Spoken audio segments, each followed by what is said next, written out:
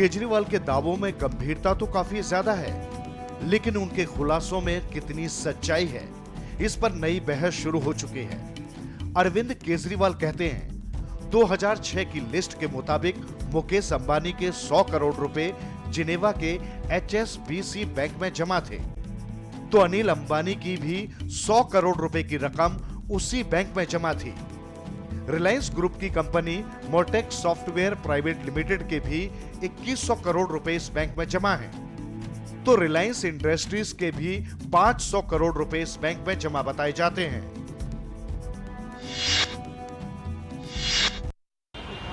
मुकेश अंबानी जी का दिसंबर 2006 में 100 करोड़ रुपया स्विट्जरलैंड में स्विस अकाउंट में जमा था। अनिल अंबानी जी का 100 करोड़ रुपया जमा था।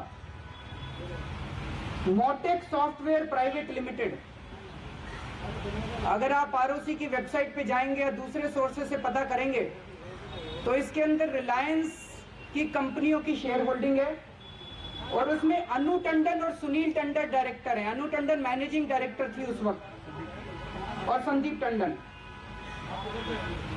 इसका 2100 करोड़ रुपया है, 2100 करोड़ रुपया।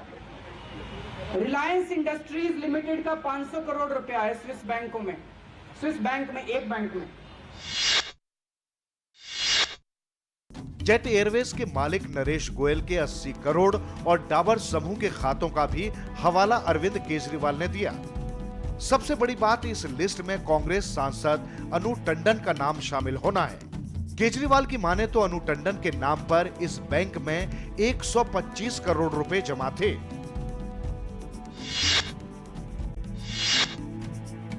संदीप टंडन का 125 करोड़ रुपया है। ये संदीप टंडन कौन है?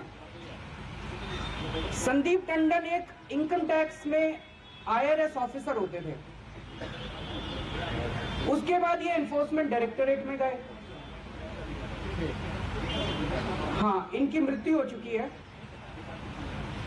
इन्होंने रिलायंस के ऊपर रेड की और रेड करने के बाद भारत सरकार का साथ देने की बजाय ये रिलायंस में जाके नौकरी करने लगे।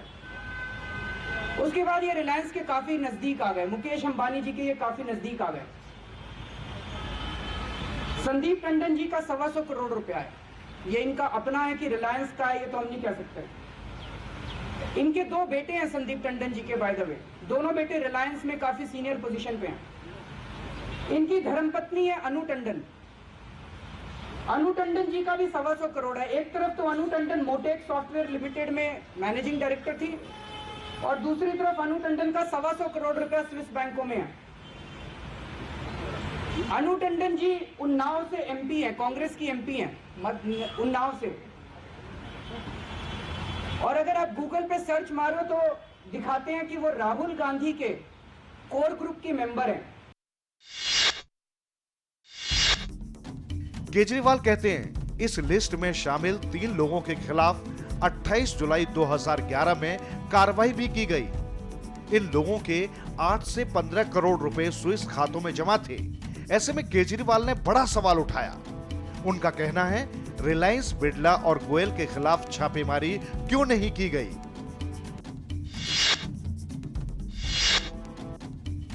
केजरीवाल के खुलासे में कांग्रेस सांसद अनु टंडन का नाम सबसे गंभीर माना जा रहा है। हालांकि अनु टंडन इन आरोपों पर अब सफाई पेश कर रही हैं। I can only say that the allegations that I'm hearing from you or I'm watching on the TV and the ones that IAC and Arvind Kejriwal have made are completely baseless. They are malicious. काले धन पर उठे इन सवालों से BJP भी तिलमिला गई। BJP प्रवक्ता निर्मला सीतारमण ने काले धन के मुद्दों को बीजेपी का बताया और कुछ इस अंदाज में पलटवार किया।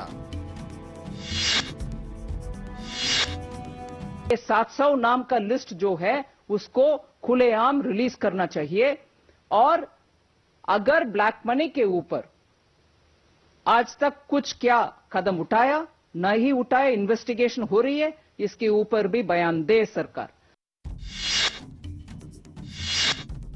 कांग्रेस नेता जगदंबिका पाल भी इस मामले पर काफी सधे हुए अंदाज में बोलते नजर आए।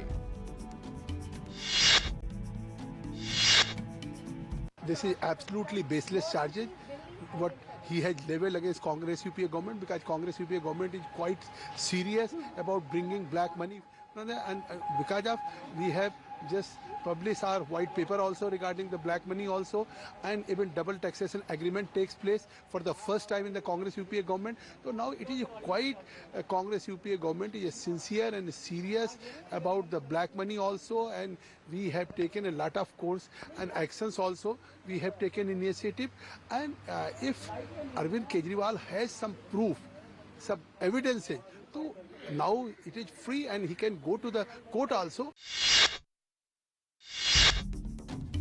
काले धन पर अब एक नई बहस शुरू हो चुकी है और हर कोई 6000 करोड़ के सवाल का सच जानना चाहता है, क्योंकि इस मामले की अभी कई परतें खुलना बाकी हैं। शक्ति परमार के साथ आलोक सागवान, MH1 न्यूज, दिल्ली।